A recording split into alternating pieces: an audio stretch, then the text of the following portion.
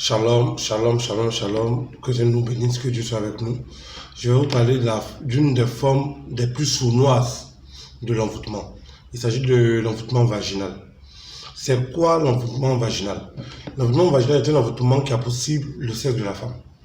Nous savons que le sexe est une source de plaisir, d'harmonie dans le couple. Et puis aussi, le sexe de la femme permet de concevoir, c'est-à-dire de donner naissance à des enfants. Donc l'envoûtement vaginal a pour cible le sexe de la femme parce que lorsqu'une femme subit l'envoûtement vaginal, d'abord, aucun homme ne peut s'accrocher à elle. Aucun homme ne peut vivre avec la même femme pendant plus de 2 ans, 3 ans, 5 ans, 10 ans, ce sera difficile. Parce que la femme subit l'envoûtement vaginal. Souvent, il y a des gens qui disent oui, qu'on ne peut pas, il faut changer souvent les femmes, que quand ils restent toujours avec la même femme, ça devient monotone, etc. Non. Quand Dieu a conçu le corps de la femme, c'est pour que la femme puisse rester 10, 20, 30, 40, 50 avec le même homme. Sans que cet homme-là ne soit dégoûté de la femme, sans que cet homme-là ne soit lassé de la femme. Donc Dieu a fait de la femme de sorte que, même quand une femme a des enfants, son corps reprend progressivement la même forme. Donc l'envoûtement vaginal a pour objectif de dégoûter sexuellement le partenaire de la femme de son mari. C'est-à-dire que quand une femme subit un envoûtement vaginal, c'est-à-dire qu'à court, à moyen ou à long terme, ton homme va te laisser, ton mari va te laisser, ton fiancé va te laisser parce que tu subis l'envoûtement vaginal. Et l'envoûtement vaginal fait que le monsieur est très vite et rapidement dégoûté de ton corps. Voilà pourquoi beaucoup de personnes pensent qu'il s'agit de se faire belle, d'avoir un bon comportement pour garder un homme. C'est vrai que ce sont des choses qui rentrent en ligne de compte. Mais en réalité, quand quelqu'un subit un envoûtement vaginal, peu importe la nature de ton comportement, tu seras forcément abandonné par ton conjoint. Et l'envoûtement vaginal est un envoûtement qui fait qu'aujourd'hui, les gens ont des difficultés à se marier. C'est ce qu'on appelle des envoûtements d'humiliation. En fait, un envoûtement vaginal, ce n'est pas pour tuer la victime. Quand les gens font un envoûtement vaginal, c'est pour créer la solitude dans la vie de la personne. Et quand la personne est dans la solitude, ça crée ensuite la dépression. Et la dépression te tue à petit feu.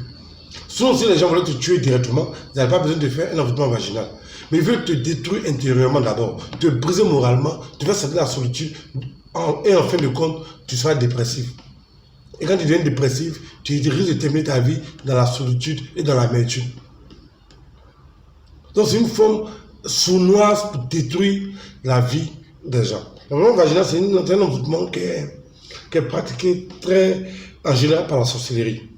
La sorcellerie qui pratique l'envoûtement vaginal, ou bien un homme que tu as eu à blesser, à tromper, et qui, pour se venger, il ne va pas te tuer, mais pour se venger, il va te lancer ce qu'on appelle l'envoûtement vaginal.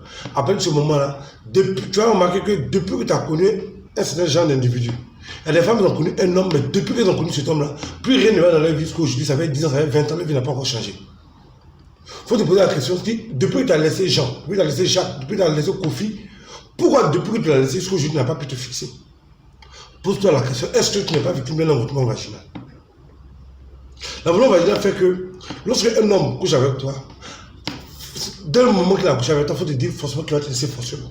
C'est-à-dire que tant qu'il n'a pas couché avec toi, on peut vous entendre. Vous allez vivre dans l'harmonie, il y aura des belles promesses. Mais dès le moment que vous allez avoir des rapports, automatiquement, ses pensées et son esprit vont changer vis-à-vis de toi.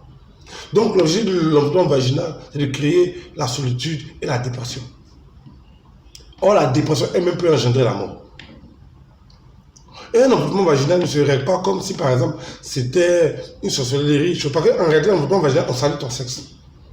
On salue ton sexe, c'est-à-dire qu'on y met, entre guillemets, des ordures. On y met des ordures, on y met des odeurs.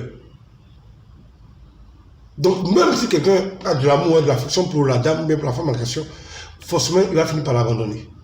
Moi, j'ai vu beaucoup de ces jeunes écrans, beaucoup de personnes qui ont subi, beaucoup de jeunes dames. Quand les restes sont des femmes très belles, très jolies, des femmes, vraiment, quand tu les regardes, vraiment, tu es content.